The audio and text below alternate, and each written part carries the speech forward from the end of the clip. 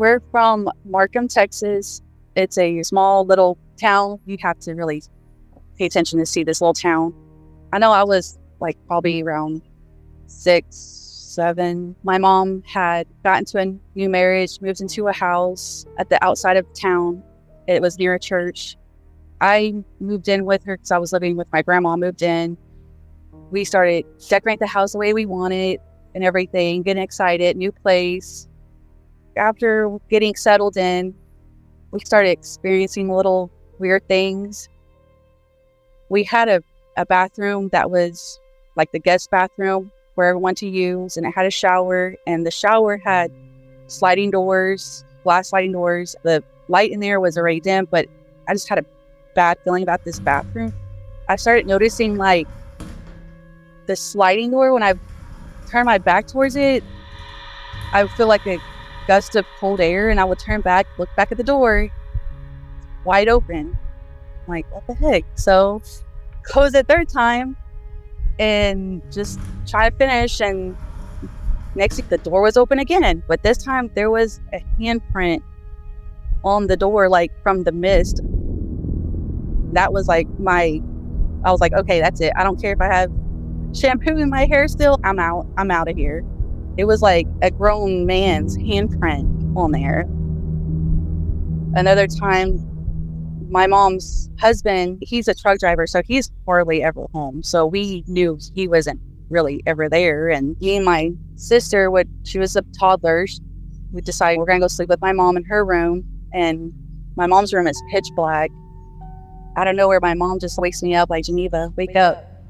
I look like, what's wrong? And she's look at the door, like her bedroom door.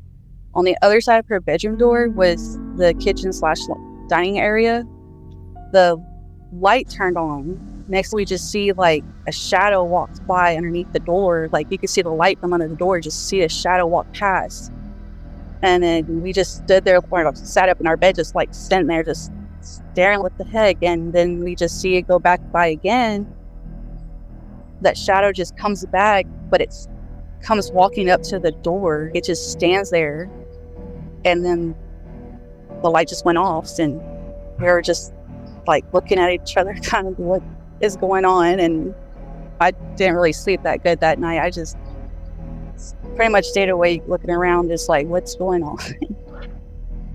I know my mom had, when her husband did come, they would have some friends come stay night and stuff. And there was another little spare room that we had. And sometimes they would come tell us, like, were y'all checking on us and stuff throughout the night? We're like, no. And my mom's like, no, nobody would check on y'all. We were all asleep. And even if her husband wasn't there, me and my sister would sleep with her. And she was like, no one would come check on y'all. They're like, we swear there's somebody else in here, because we could hear them walking around at night. And we're like, no, it's not us. And sometimes they would even want to stay at night. They couldn't even stay most of the night. We shared a room, me and my 2 siblings, but they weren't there. It was just me and my mom again. I was playing my video game, and I sit beside the window to my left, and I could hear something at my window. And it was 12 o'clock or so. I turned my game off, turned the volume down all the way as possible, and I lean into the window, and I could hear someone whistling, like just whistling, and then they would stop and giggle. It was like a man's giggle, and he would just whistle again. I'm a little kid, there's someone out my window.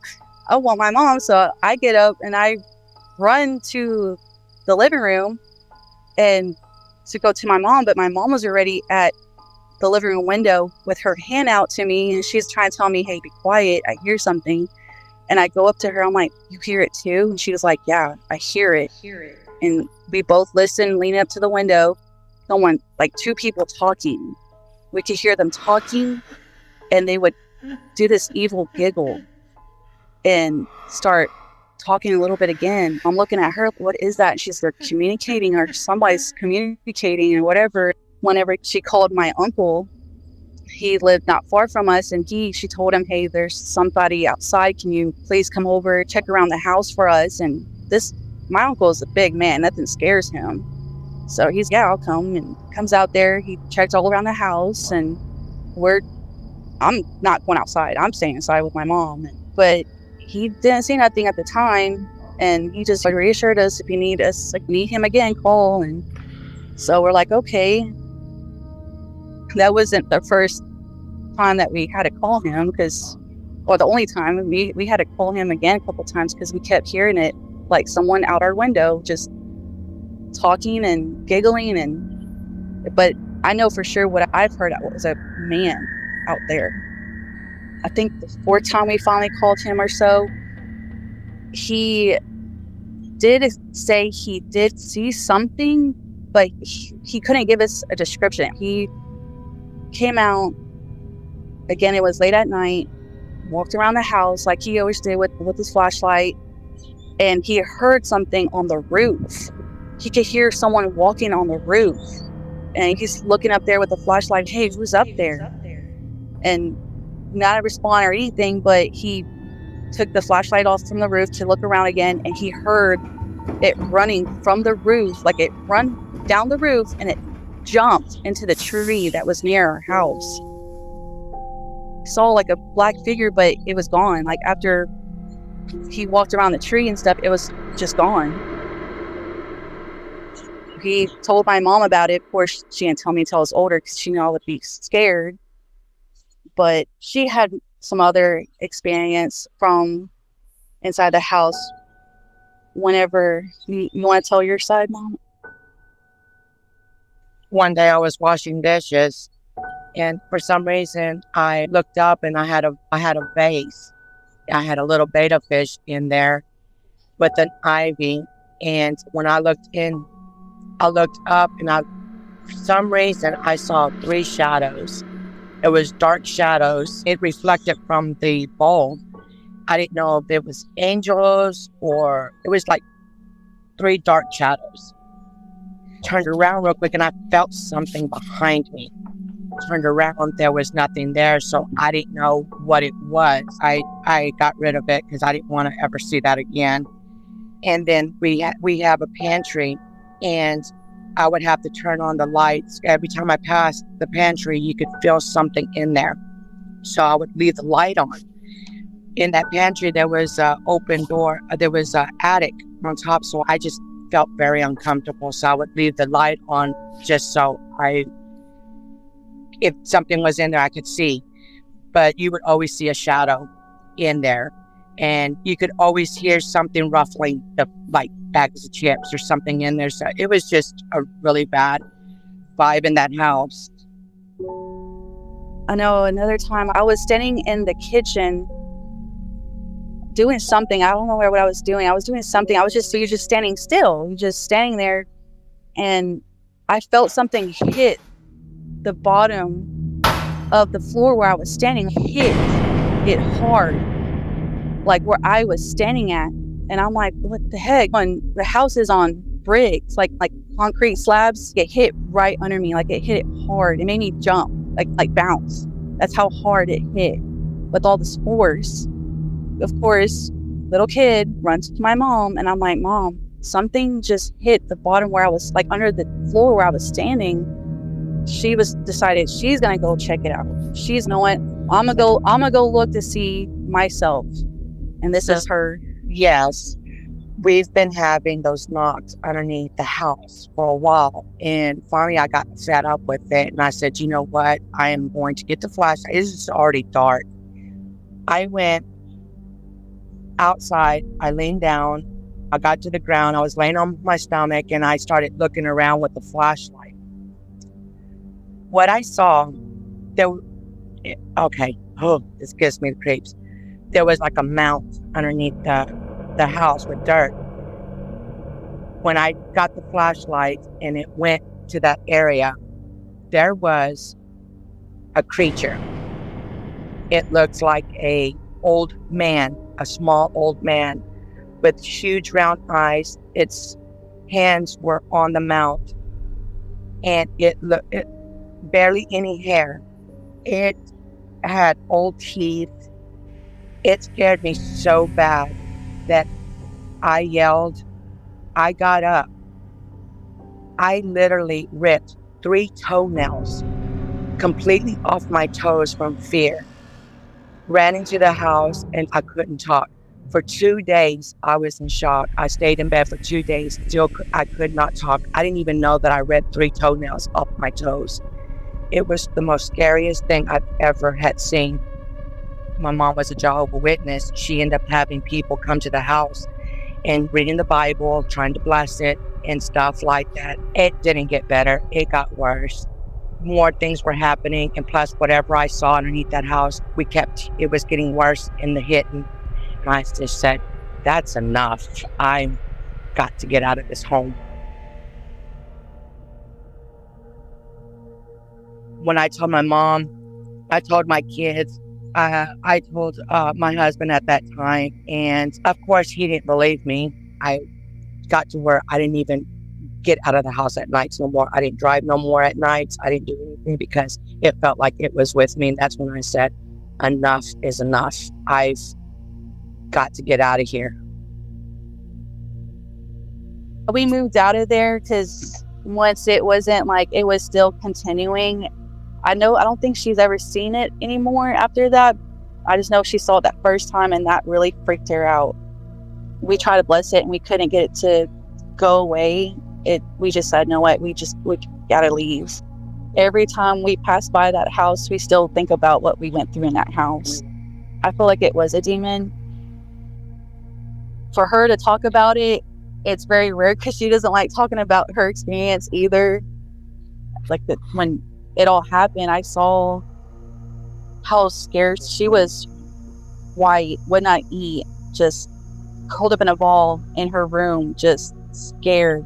And that's one thing about me, as I'm always been that type that I'm not scared of anything either. I'm one of those, I have to be strong person and everything, but this took a lot. It changed me a lot. I got to where, I say my prayers every night now. Yes. I do. We have to pass by that house to get out of town.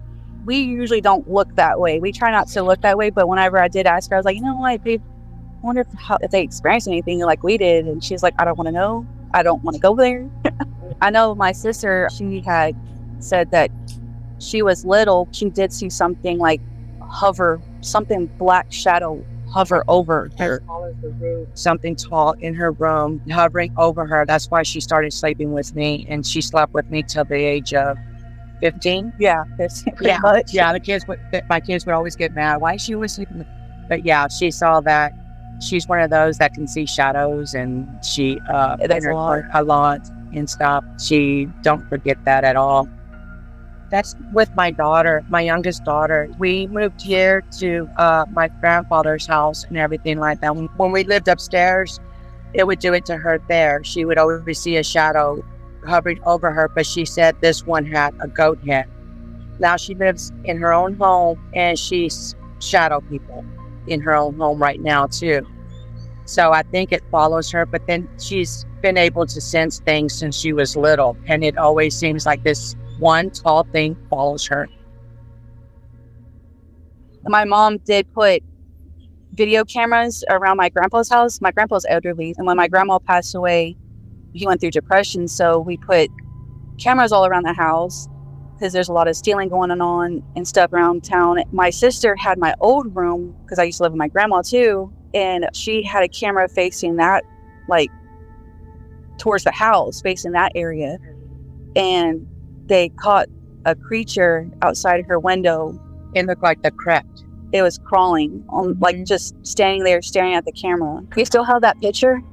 No, that's what I think Leanne might have it still. She might have it on her phone. She showed me the picture of it, and I was like, what the heck is that? Like, we got cameras everywhere in this house, in this yard now. They even put cameras up in the attic because my grandpa's house is I guess it's 2 stories, and it has upstairs, but it has 4 attics in the house. Mm-hmm. It's a big giant house, but they would hear things up there, and I know for sure it took one picture of old man's face upstairs. Nobody goes upstairs and sleeps upstairs. Nobody goes up there. It's like an apartment upstairs. Nobody uses the upstairs. My uncle back then, when my grandma was alive, he used to have his room upstairs, like it was cut off from the rest of like the part of the living room, the part of the upstairs. It had a wall, like, and had his own little room. He did live up there, but he didn't really tell me much though until I got older. He just said, yeah, that's old white lady and dressed in white. And he said he would wake up and she's just staring out his bedroom window, just staring out. There's been other times where he like tried to go to like the restroom or something, and he had a pool table, and he said he would just see her like standing on the other side of the pool table looking at him. I think a lot of it happened though at my grandma's house. My grandma was the rock of the family, and she was the religious one, like to the like all the whole Bible. She's all about God. And when she passed away unexpectedly, that was like what, 5 years ago, things started happening. I was asleep one night here at the house, and out of nowhere, something grabbed my ankle, literally grabbed my ankle and pulled me. Of course, I was like, what the heck? And I got up, turned on the lights. I thought it was either my uncle or my mom, because we have their ashes here, because my uncle passed away November the 8th, and then my mom passed away November the 18th, a month apart. So I have both their ashes here in this house, and I thought it was them. Oh, I still feel things at night. I have to turn on the light. I'm like, but I don't get scared anymore because I'm thinking it's them. I don't want to think that it's anything else in this house. I want to think that it's them. We still go through things in my dad's house. Even my dad said after my mom passed away, he wouldn't sleep in my mom's side. He says that he would literally feel my mom sit, he's thinking it's my mom, sit on her side of the bed, and he said he would feel a hand rub his cheek just at night when he was sleeping. And of course he thinks it's my mom. Yeah, like rubbing his cheek, like soothing him. Because when she left to the hospital, she said, I'm not saying goodbye, I'll be back. And when she left to the hospital, she never came back. And I think she came back, but because she never did she wouldn't tell us goodbye. My uncle wanted to come home, and he was never able to come home. So I brought his ashes, and his ashes are here. He's home. Next to this house is my aunt's house, but her house used to be their butcher shop. They owned a lot of land. Beside that is more land. It's an old barn that used to be like a horse stable, and my sister has her trailer house on the land over there. I know, like my sister, my mom was saying, she moved into her house, she still sees shadows, people. And I know my aunt, she had 3 sons, and they've seen things in their house. And I don't know if it's connected with the land or what, but that's just the stuff that we experienced.